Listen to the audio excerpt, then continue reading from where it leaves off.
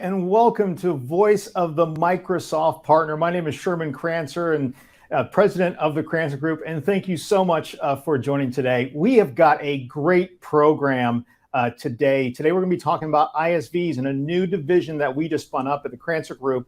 And then we have Allison Saltzer, Business Development Director, IoT and AI from the Americas, talking about IoT and all the cool things about that, about what the Microsoft program is, how partners are utilizing it. It's really going to be a fantastic show today. So thank you so much. So let's go ahead. I'm going to go ahead and bring in Allison really quick. I'd like to introduce our guest speaker here today. Hi, Allison. How you doing?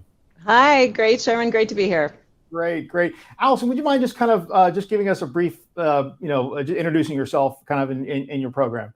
Yeah, sure, absolutely. So Allison Saltzer, you mentioned that I'm the business development, The business development director for AI and IoT. I work across the Americas actually, but the majority of our business is in the US. I've been in IoT for about 5 years and at Microsoft for 15 years across all different parts of our business, including Microsoft Research, enterprise sales, small business, you name it. I've kind of dabbled in it, and IoT is certainly my most current area of expertise, and it's the most fascinating intellectual job I've ever had. Oh, thank you. And thank you so much for coming today. Allison and I, we worked together about 5 years ago, had a small brief stint together, but it was amazing. And I think what she's going to be bringing today, as we had talked about all these really great questions, is really going to be fantastic. All right, so let's go ahead and move into the Did You Know section here. We're going to go ahead and transition just 1 second.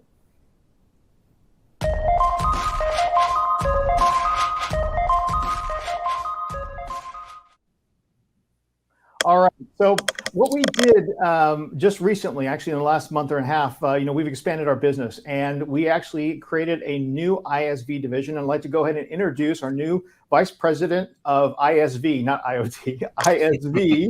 Okay, it's a new ISV division helping ISVs take their product to market through Microsoft and through partners. Vincent, thank you so much for coming today. Can you just introduce yourself? And then I'm going to hand it to you to kind of go over a quick 5 to 7 minute presentation.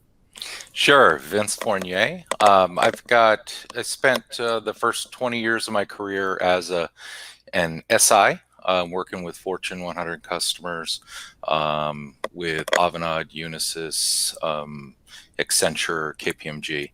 And then from there, I switched focus over to the software world, where acting as Chief Product Officer, I've built and successfully had acquired 3 companies. Wonderful. Thank you. Yeah, this new program is really designed to help ISVs take their product to market through the Microsoft channel. So we'll go ahead and actually we'll go ahead and put up our first slide, and Vincent's going to walk us through kind of the problems, the challenges, and kind of the methodology of what we're bringing to the table today. Yeah, thanks, Sherman. Go ahead, Melody. All right, so I just wanted to start out talking about the different types of partners that are out there. You've got your system integrator that does project-based services or provides services to your customers. You've got independent software vendors, ISVs, which are traditionally just software vendors. But now what you've got is this partner of the future, right? A partner that is a hybrid between those two. They have services and they have software, and they put those together in holistic solutions to solve customer challenges. Why do you want to be a hybrid partner, and why do you want to have software in your portfolio? If you're looking just purely at a valuation perspective of your company, valuation is done by factors based on the amount of revenue you made in the previous year. So if you're doing project-based services, the company's valued around the same amount of money that you made last year. Okay. If you're doing managed services, that goes up to a factor of 3, right? Because it's reoccurring revenue.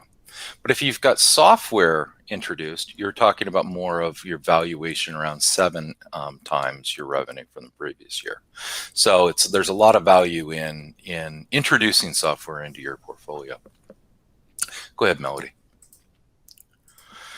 So I just want to start out with some of the challenges that we see from people trying to get into this software world, or that are just trying to leverage Microsoft to be successful. So the reasons you might want to do that would be sales reach. As smaller companies, you might have 5 salespeople or something like that. You might want to be wanting to sell globally.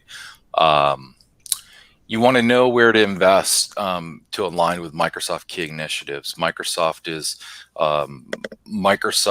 changes constantly where their focus is.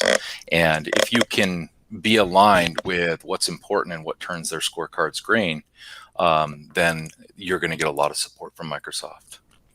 You want to make sure that, you don't get trumped by Microsoft, right? So you don't want to go spend a bunch of time building something and then Microsoft come out, release it a month later free, right? And so you want to have a close understanding of the roadmaps from the engineering team. Anything that you sell through Microsoft is going to have to be, the architecture is going to have to be reviewed and approved. And so you want to get Microsoft architecture SMEs involved early on to review and to advise as you're designing your software. And then you want to be able to, you might lack the focus funding and access to new market channels. So, you want to help with market adoption. Okay, go ahead, Modi. So basically our solutions, specifically solve those channels. We're here to help you grow sales through a strategic alliance with Microsoft. Instead of having 5 salespeople, you can have 20,000 salespeople that already have deep relationships with CIOs and globally even. And from a sales perspective, do you really want to deal with taxes from every zip code and every country and things of that nature? Well, Microsoft can help there to do that stuff. We'll help you align those investments with Microsoft and where they're going and where they're going to be. So you want to be ahead of Microsoft. And we will get Microsoft Cloud Solution Architects involved to review your software technology, and we will help you get funds to go grow your market share and make the solution more visible. Go ahead, Melody. Okay, so our methodology. This picture depicts how Microsoft is in the center and Microsoft is constantly shifting their sales priorities, right? They shift sales priorities, they have new investment programs, and then they change their partner program. And so our methodology starts with assessing your business, and we assess your business goals, we assess your relationship with Microsoft, and we assess your products and technology. From there, we go out and we design your alliance. We do your alliance strategy on how to integrate with Microsoft in the best way. You build your solutions or make minor changes to your solutions to better align based on the strategy. And then we help you activate Microsoft, measure results, and start all over again, right? So it's a constant life cycle to pick up and stay close to Microsoft. So just wanted to show you kind of some of the solution areas where Microsoft is focused in FY21. The bolded items are the things that are the highest priorities. And part of what you want to do is align to those priorities, or at least come up with a way to spin the conversation to show you're aligning to the priorities. And they do that not only from a solution perspective, but and go ahead to the next slide, Melody, from an industry use case perspective.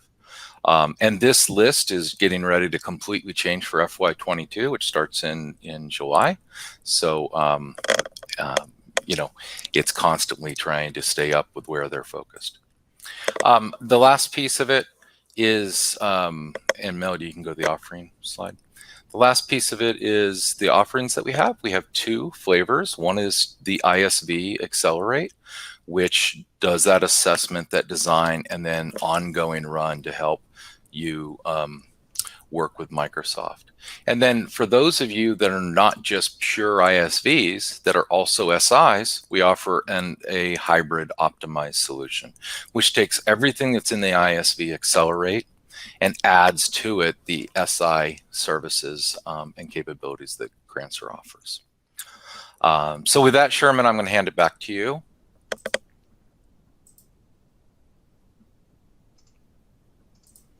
Thank you very much, Vincent. Really do appreciate that. That is a great explanation of this program. We're really excited about it. If you're interested in learning more about it, please give us a call. We'll have our contact information up there for you. Our discovery appointments, if you can ask any partner, we are just discussions. There's no real selling in there. It's really about just seeing if there's something we can do to help you out, whether it's on our MSP side or our ISV side. So please, if you're just interested, just give us a call. We're happy to just talk. Sometimes it works, sometimes it doesn't, right? And we're really good with that. All right, so let's go ahead and get into our next discussion, which is the IoT. All right, let's go ahead and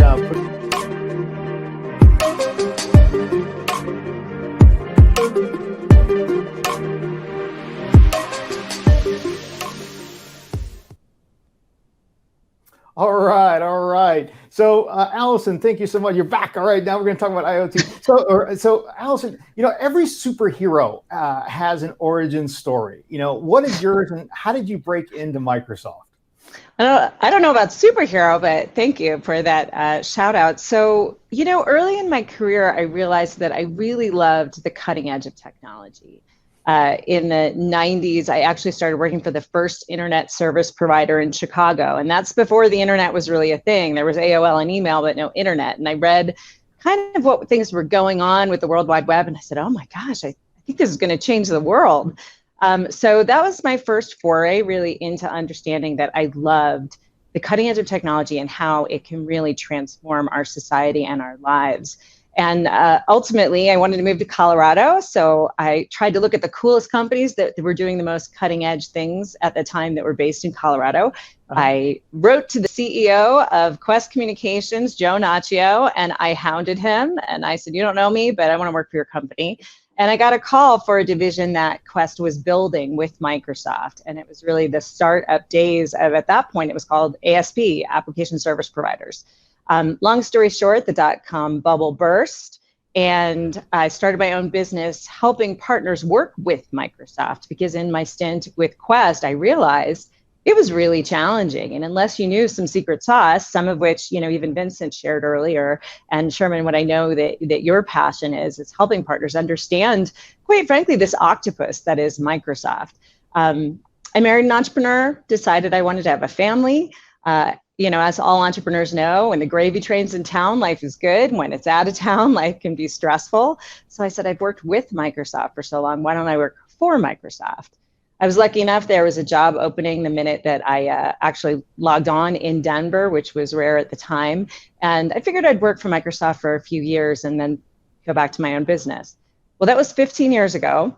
I have since had just a really phenomenal career doing such amazing, interesting things. And my latest role, which is the longest I've ever been in a role or in a particular technology at Microsoft, is in IoT.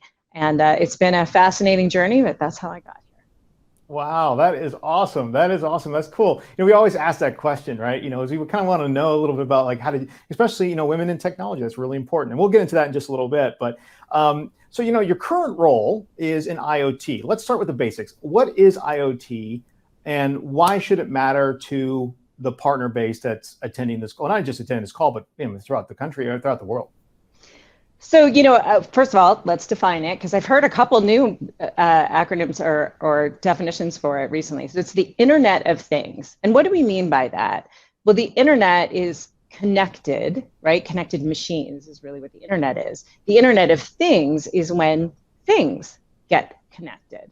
So you can think about everything from, maybe a Fitbit or a fitness tracker at the consumer side, all the way through instrumentation instrumenting an entire factory floor or an entire airplane or anything out there. And what I like to say is the most awesome thing about IoT, which is it's anything, you can connect to anything, is also the most awful thing about IoT. Because since you can connect anything, you can get very lost and sidetracked connecting things that aren't necessarily going to bring business value. And it's the biggest pitfall that we see in IoT. So we'll get into that later.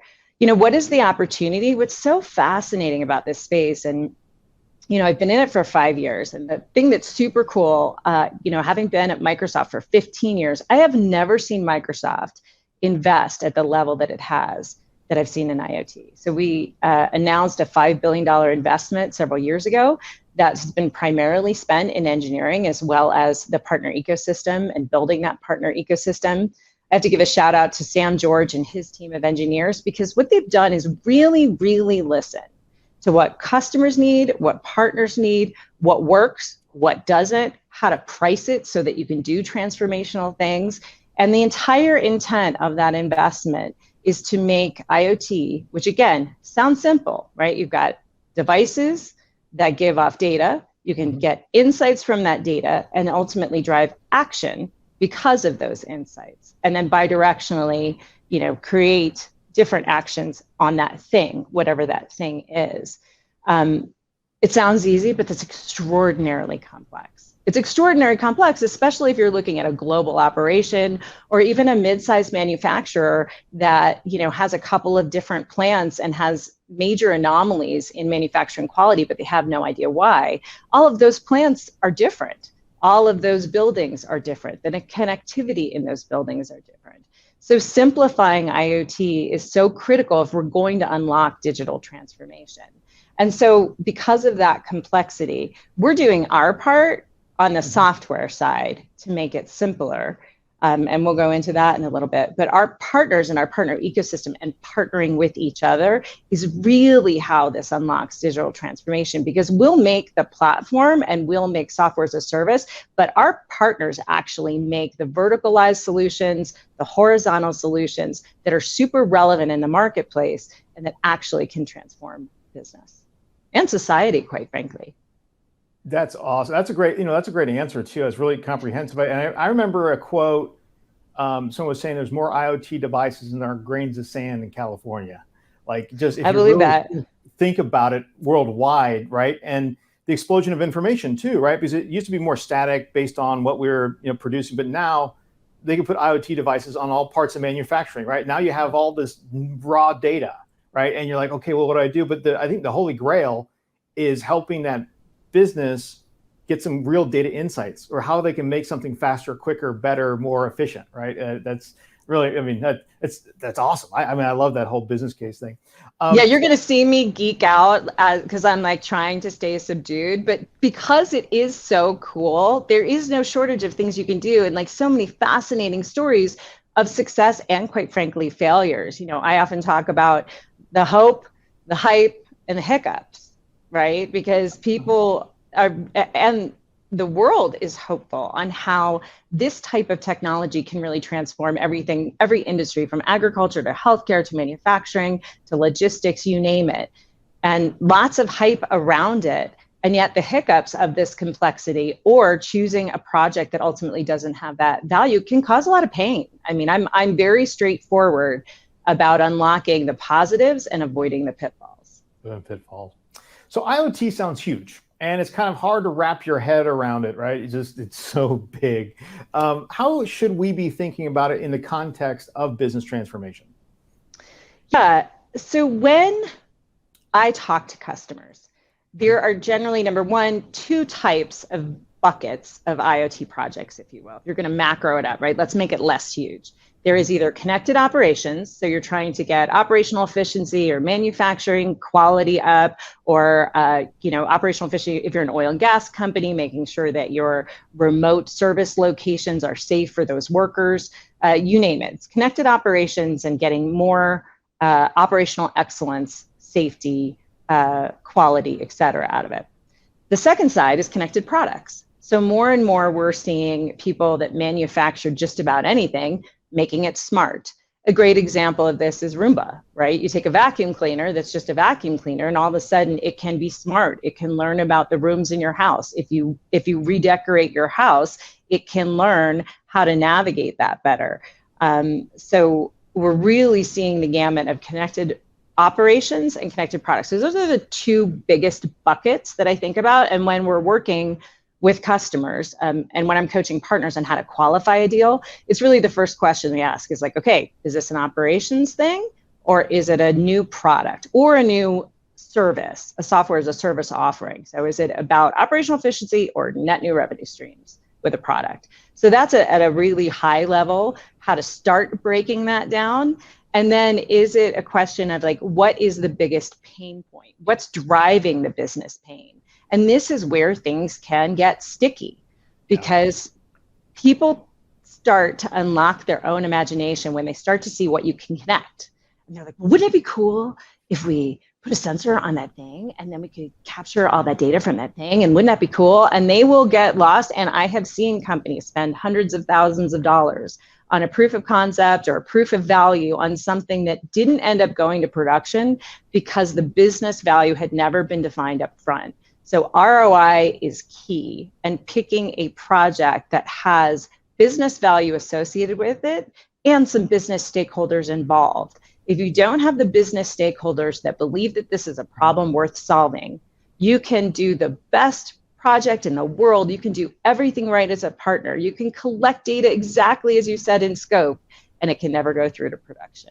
So those are some of the hiccups, right, to avoid, because true business transformation is about really, in the short term, how do you save costs? How can you justify an investment in this kind of area if it's not a connected product? How do you justify that investment if you don't have your business stakeholders involved? If you have an IT department that is interested in the tech, it's what we call tinkerers. A lot of people want to stick some sensors on some stuff, start collecting that data, and it's cool. Don't chase cool, right? Chase the business value and the business pain. And a great place to look for IoT projects, if, I know we've got partners out there with some significant practices in business intelligence or maybe CRM.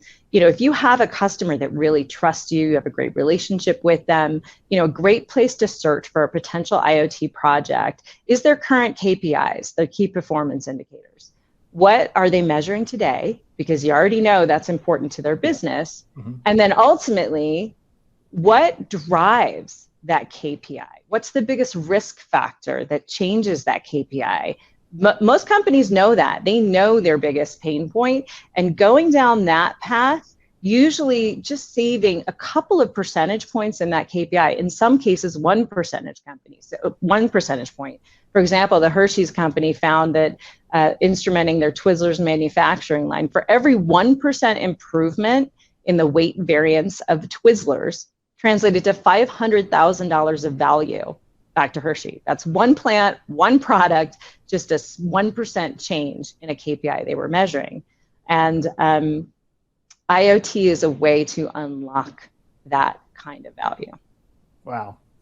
Well, that is a great answer. I know what I really liked about that answer is really the don't chase the cool, because we can chase the cool. We can always chase the cool, but it really comes down to if you can be a kind of a business consultant too, right? It's not just about being a technologist.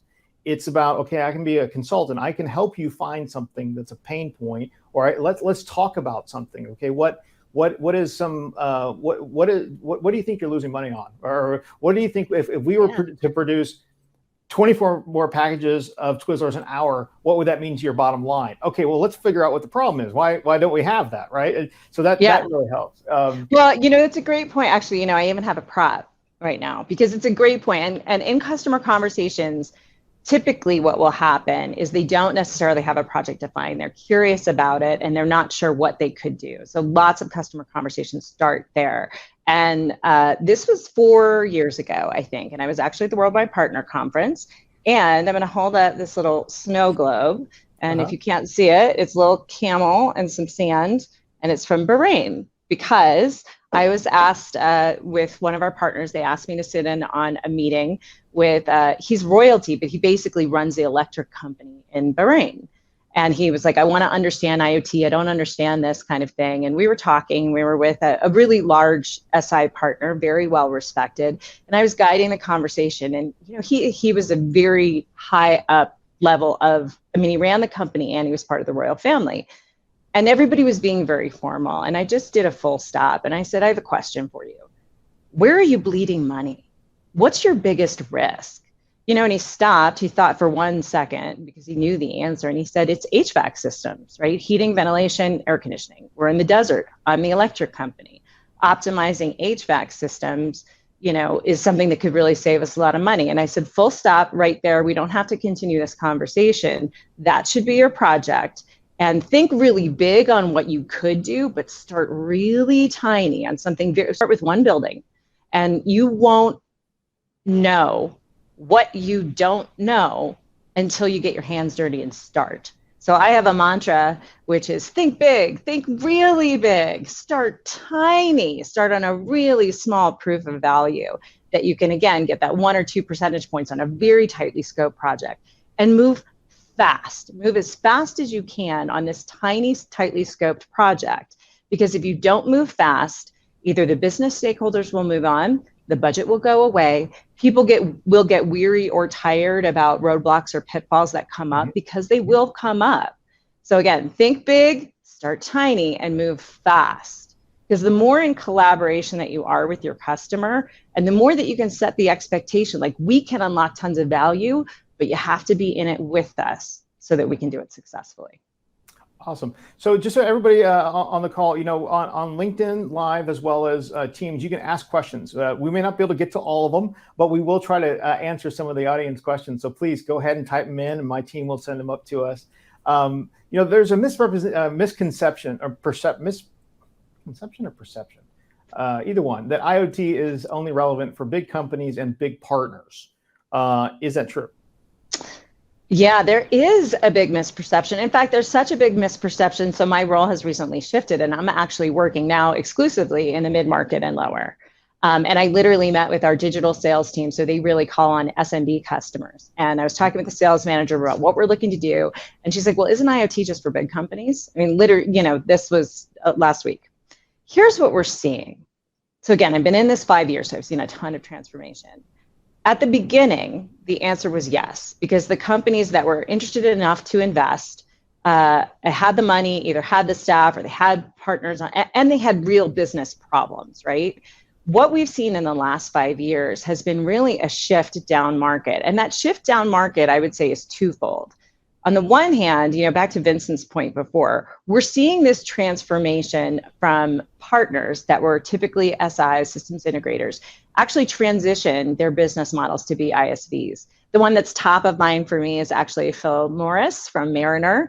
Mariner used to be a systems integrator. Well, I know they still have that services offering, really strong in manufacturing. They saw what IoT and AI could do, and very quickly they pivoted to a extremely valuable AI at the edge, using vision for manufacturing quality, and they have become an ISV. They have opened up an entire new business practice. So that's an area where I, think about it. It's not a big company. Mariner wasn't that large, entirely new product set. So more and more we're seeing partners transform their own business models and then grow their own companies.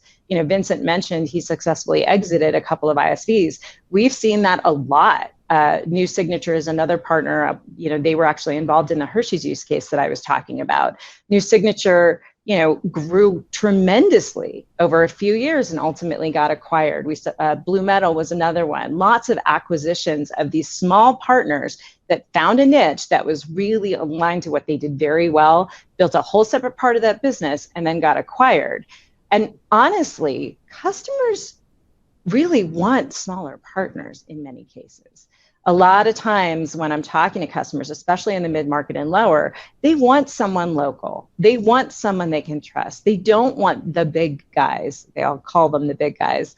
So there is a tremendous opportunity at the mid-market level for partners. And then what we're seeing is, because we've spent the last 5 years helping partners like Mariner or other partners that we have build these really niche solutions and use cases, because IoT is everything, but it only gets really relevant in a use case. So whether that's fleet management, how do you manage your fleet of cars, or asset monitoring, how do you monitor something that's out in the field, whether it's a machine or a person, quite frankly, or a cow, right? We literally have a partner that's done a connected cow, because if you are breeding livestock and you have high value cows, you can actually measure their activity. And if a pregnant cow changes activity or isn't getting enough water, you can see where they're located. You can intervene and get veterinary care. So we're seeing all of these different use cases now that we have these discrete solutions really being available to the mid-market and a more in-the-box kind of offering. And so the way that I kind of explain it, and I'll tie a little bit back to our product strategy, if you will. 5 years ago, we had all PaaS offerings, right? It was some Legos that you had to put together, and that's why big companies and big partners were all over it. What's happened with this $5 billion investment is to make IoT easier and easier, is we are making more SaaS-based solutions. So my husband's in the food business. So I give an analogy of, if you walk into a commercial kitchen, you have lots of ingredients and lots of equipment, but you need to know what you want to do. Right? And you have free reign to do what you want to do.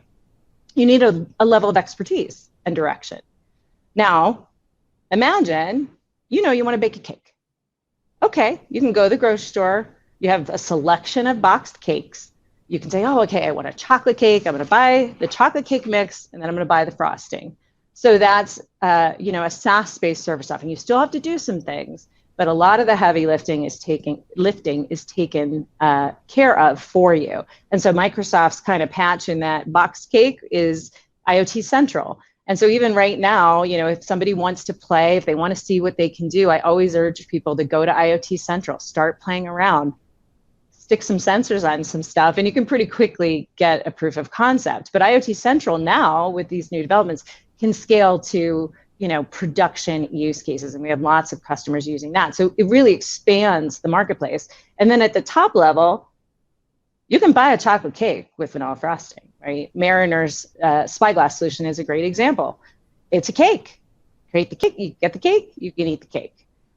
So that's an example of how it's moving down market. And the other thing that I think is really interesting is not just the transition that we're seeing from partner type to different partner type, but we've been working really closely with distributors, and I'll cite Arrow Electronics because I've worked extensively with them. Yeah. And we've talked about, gosh, there's so much opportunity in the mid-market, and yet it's hard if you're a smaller partner. How do you reach all of these, let's say, mid-market manufacturers or, healthcare clinics that are local, or doctors' offices, like a huge patch of business? But how do you reach them? And so what distributors like Arrow are doing, and Arrow's done a really great job in this area, is they're making IoT easier on the non-software side, right? We just cover the software side, and then obviously we have solutions at the hardware and embedded level as well. But there's a whole bunch of complexity on where do I get the sensors? How do I store them? How do I kit things up to ship to these microbreweries, for example? And so Arrow, for example, has a whole OT-SI motion that they have started building ground up, and they've made a lot of great progress to address this market need and to help go down market and bring these solutions in a much more digestible way to companies that can use them.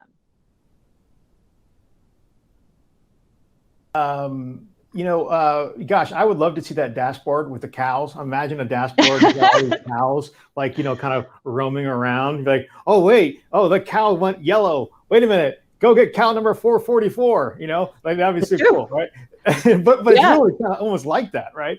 It is like that. And just so you know, and I'll say this to everybody, again, I geek out on this, but when I tell stories, I found that other people geek out on it too. So on the Azure IoT case studies and customer stories, or you can go to YouTube and look for Azure IoT, there's little vignettes and stories about every single type of use case you could imagine. That's awesome. Every single type of use case. There's connected cow, there's connected chicken, there's the connected farm. I mean, SCADA farm is something that I really am interested in. Basically, they measure water irrigation so that farmers can optimize their water consumption. About 50% water waste in farming. And you can actually optimize by spigot, fertilizer, water, et cetera. And, last night I was with a class of colleagues from the Leadership Denver. It's professionals from all over, public sector, nonprofit, you name it. And one of the gentlemen I was talking to, he used to be very high up in the government. He specialized in energy and water, and he's actually created his own business. And I was telling him about what has been done in agribusiness and water conservation. And he was blown away. And most people just don't know that this is technology available today to transform everything from a small local farmer to a huge corporate conglomeration. I was thinking of doing that myself. My water bill per month is close to $700. Yeah. And I know that is a lot of waste. I was thinking, man, if I could just get just a certain amount of water per each plant, put the sensor. So, I was, when I have some time, I don't seem to have much time more these days to do something like that. But yeah, that thing. So we do have a question here from the audience. And it might be, I don't know if it's specific. They're basically asking what are the verticals MS is focusing on from an IoT perspective. But I think IoT does span just about all the verticals. But what would you say maybe are the top three that you're seeing a lot of like, a lot of activity in? Maybe. Yeah, for sure. I mean, on the priority verticals, it's definitely manufacturing, healthcare, energy, smart cities, and smart campuses. And that really now, as we've learned, it's really transitioned into smart spaces, because spaces gives you a lot more, bandwidth. So smart cities, what's funny about smart cities is if you ask what's a Microsoft Smart City platform, the public sector team will say it's Azure. Right? Because it is Azure, but our partners are doing these discrete use cases, whether it's smart parking or sewage monitoring or, transit is a huge part of it. So smart cities, really encompasses tons of use cases. And one of the things that is really fascinating is that I never will go through an airport the same way again, because I just see all of these use cases, whether it's baggage handling, or if you go off of an airplane, when travel finally opens up, you'll see a line of wheelchairs, right outside the airplane. Well, how did those wheelchairs get there? How do they know how many people on that plane need them? If the plane is delayed, how do you know how to get the wheelchairs there? And this is a real use case done by Harman Consulting. And so, for those of you, I didn't know this, right?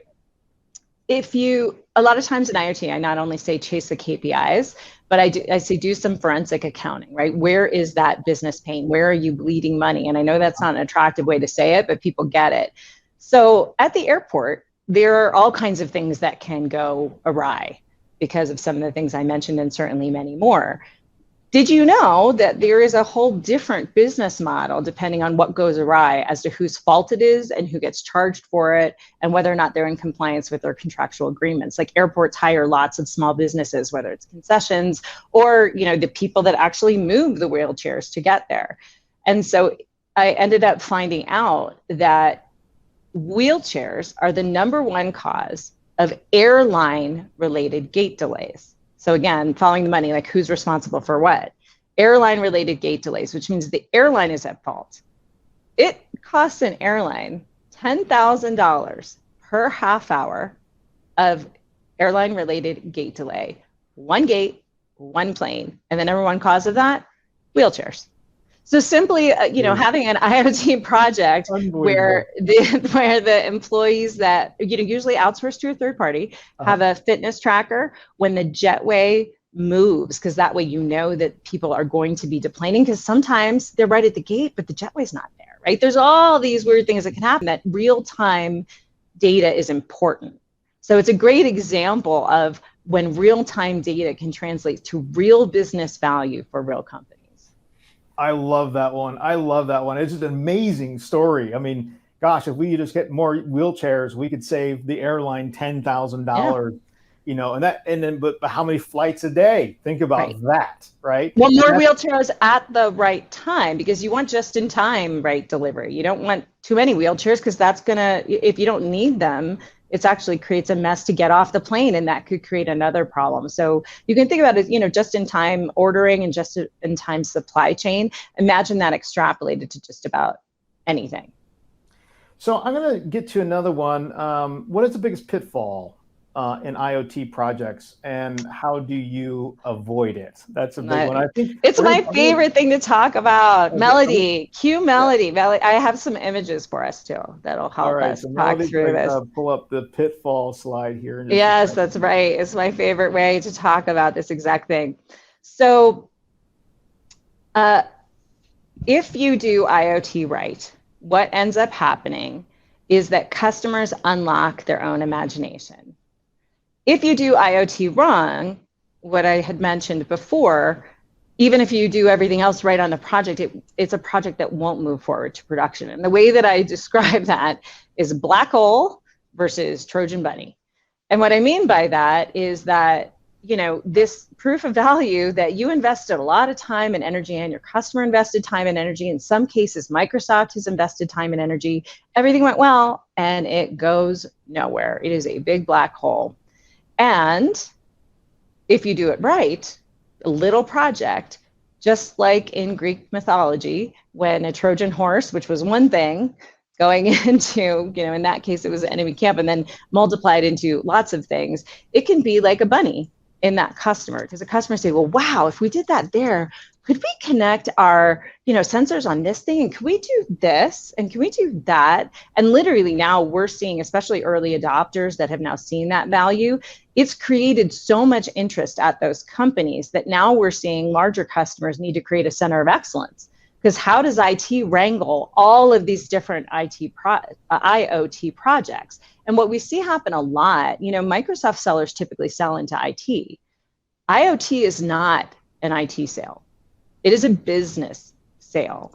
And so, you know, IT for the business sometimes is a blocker to moving forward in real innovation. So we've seen product groups not even involve IT, and instead working with, you know, a cloud service provider to spin up their own instance. It really creates a lot of challenges in some cases for the customer. But how do you innovate faster? You know, can you do a proof of value outside of, you know, working with IT if they're ring fencing you? So anyway, again, I could get geeked out forever, but you want to have the Trojan bunny, not the black hole. Melody, were you terrific? And I'll give you an example, and these are real life examples. So we were working, I'm not going to state the names of these companies because I believe all of this is confidential and not public. So I was working with one of the largest commercial real estate services providers in the world. So they provided things, Melody, will you advance the slide to the mousetrap and the mining truck? So we were working with the company and they were ideating on what they could connect, right? And the entire team got really excited. Wouldn't it be cool if we connected mousetraps? Because we have mousetraps in so many of our commercial buildings around the world. If they're deployed, someone needs to go and, you know, clean the mousetrap so that it can be used again.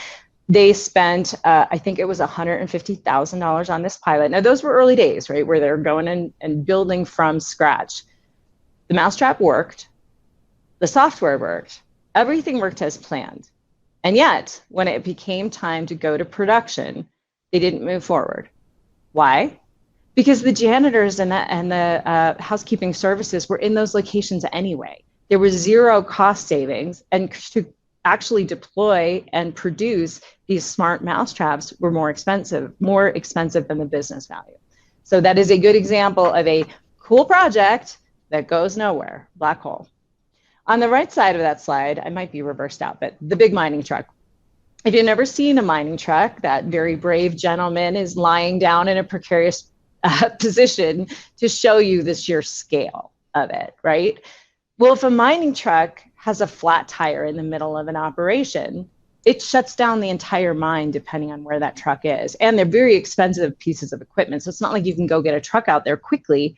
Not only that, in most cases, these are remote locations. So a simple, inexpensive, predictive, actually remote monitoring, predictive maintenance, sometimes those got crossover. That's the use cases I was talking about, to help indicate when that tire performance is different, when you have an anomaly and that tire might need to be serviced. You can do that proactively. And with AI, you can predict that. You can be way ahead of those problems. And what's interesting, and you probably don't know again about forensic accounting, for a typical mining operator, 1 day down of operations is about $1 million a day. So a $50,000 project on a tire is a no-brainer. So Melody, one slide forward. And so that's why I always go back to my mantra when you're thinking IoT. Think really big, but start tiny and move fast, because a big business pain and a small price. And most IoT projects, especially to do a proof of value, they're not very expensive. In fact, it's one of my biggest challenges as a seller, because IoT itself doesn't drive a lot of revenue for Microsoft. It's kind of this little part. Where it drives revenue is in all the AI services, the data science, this live stream of data. Those kinds of things are really the revenue generator, not the little piece of IoT that, honestly is huge innovation for us, but doesn't drive a lot of revenue. So if you have a big business pain, a small price, and a pilot, that's when you get to that Trojan bunny. And so what you'll find, so New Signature, I had mentioned about the Hershey's use case. When I tell that story, all CPG companies want to talk to New Signature, right? Lots of new business generated when partners are featured on use cases that are successful. So real quick here, so we got about 13 more minutes left in our program today. And one of the things, we're going to be publishing a bunch of links and a bunch of stuff to help people with resources and partners to kind of get more involved. But what are the top 3 things a partner should do if they're interested in exploring IoT or building an IoT practice? Yeah, it's a great question. So I hope this session has made you interested if you weren't already. And if you're in BI, if you have an expertise in business intelligence or in CRM and customer service, logistics, things along those lines, if you don't start now, your competition will, right? So I'll just put a little bit of FUD factor in there. Obviously, it's my job, right, to do that. But if you're not looking at it now, your competition really is. So if you want to start, there's a couple of things that I would really recommend.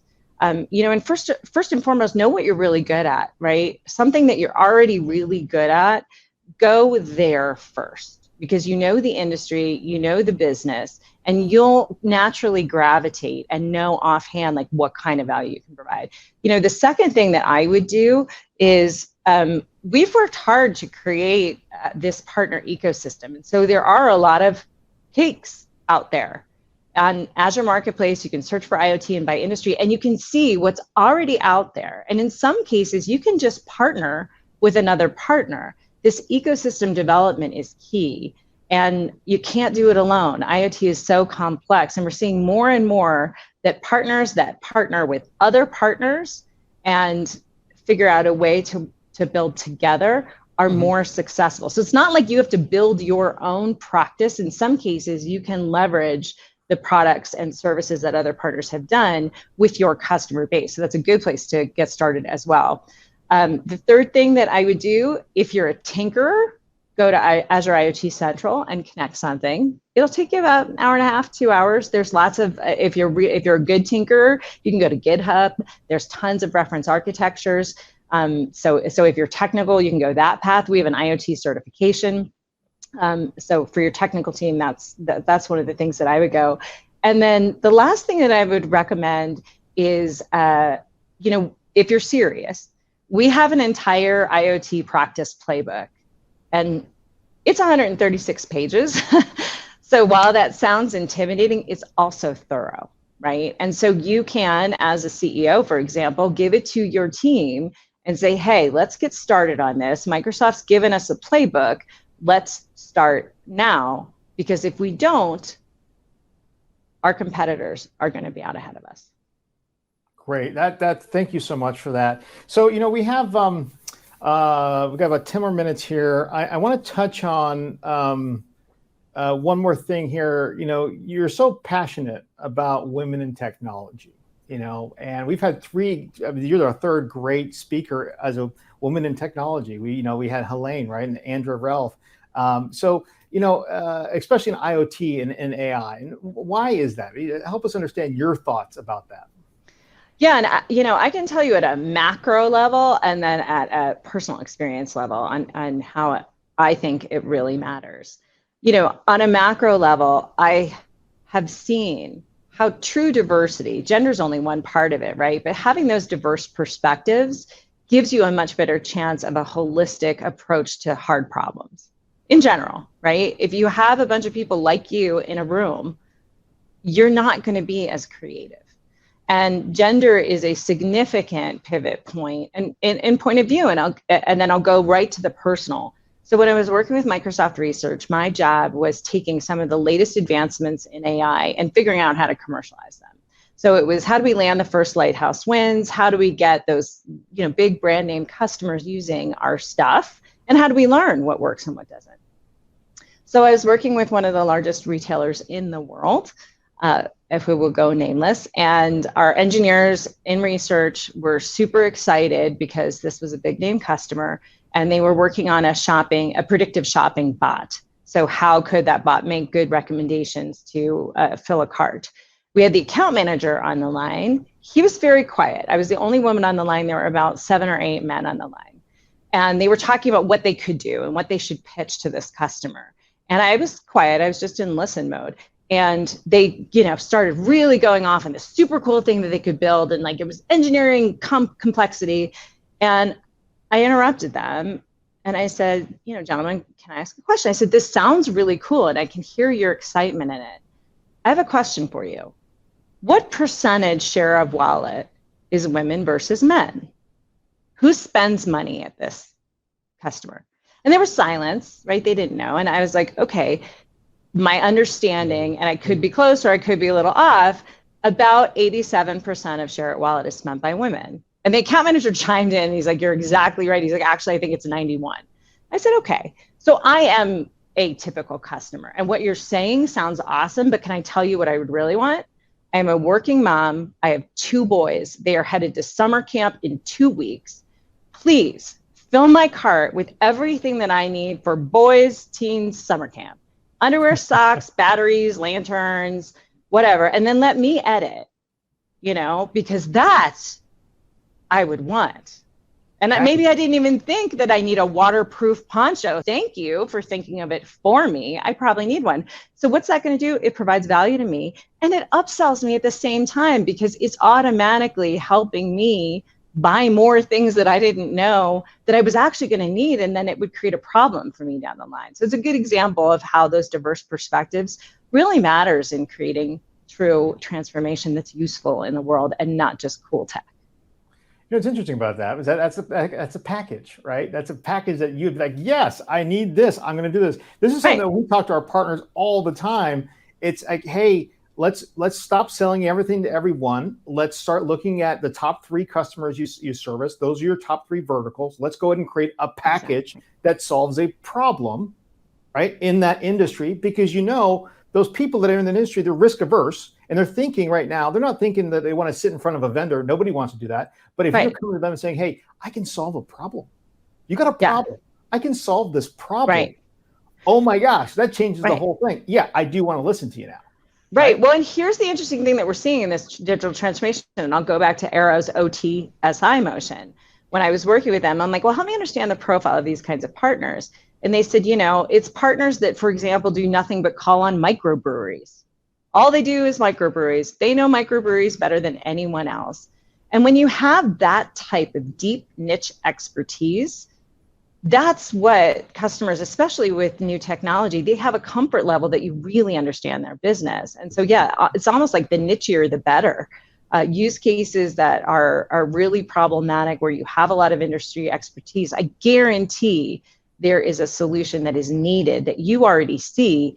And with IoT, it's not that hard to get to an initial proof of value where you can see what the value really is and what customers will pay for it.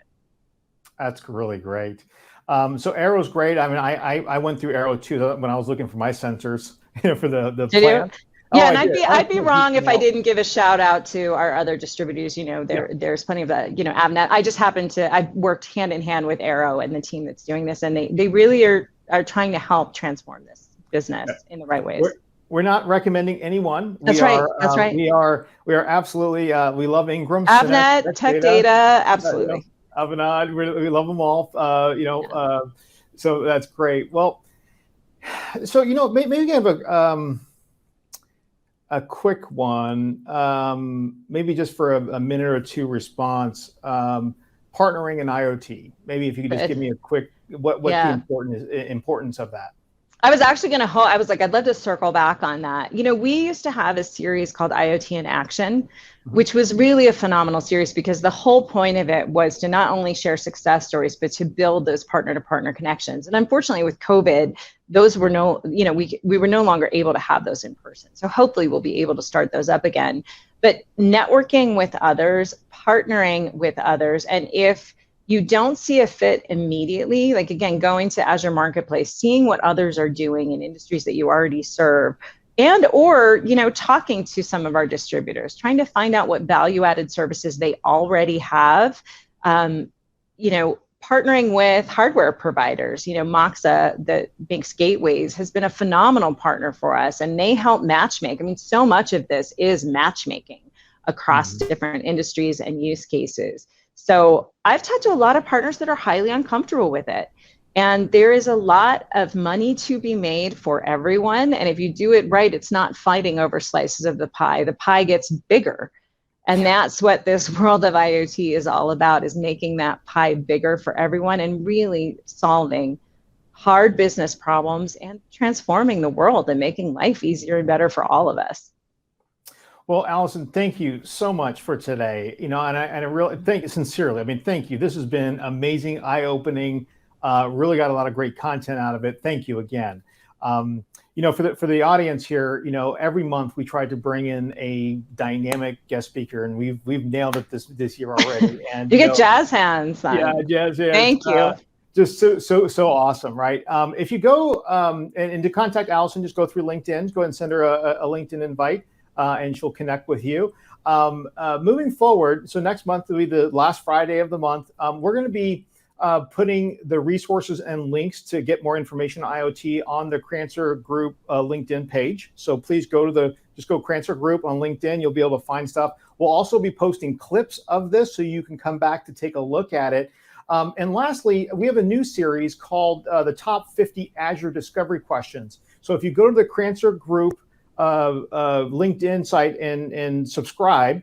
We're going to be posting those every week, and I've got about 9 videos. They're top 50 Azure discovery questions. They're amazing, and just go ahead and watch them. They're on YouTube as well, but we want to do this. So hey, everybody, thank you so much for coming. Vincent, thank you for coming too. Lastly, go to a LinkedIn, subscribe on LinkedIn, but also go to our YouTube page. Go ahead and subscribe there, because we're constantly posting new things, And the last thing, if you happen to be, and this is a need that we have, as we're expanding, if you happen to be an Azure facilitator, or you have some deep knowledge of Azure, and you would like to start doing some teaching, teaching on classes, on our learning division, we have some openings there. So we're looking for some people. So please just reach out to me. Let me know if you're interested, maybe in some extra work, or that you're just kind of looking to maybe kind of transition. Let us know, because we're expanding pretty quickly over here.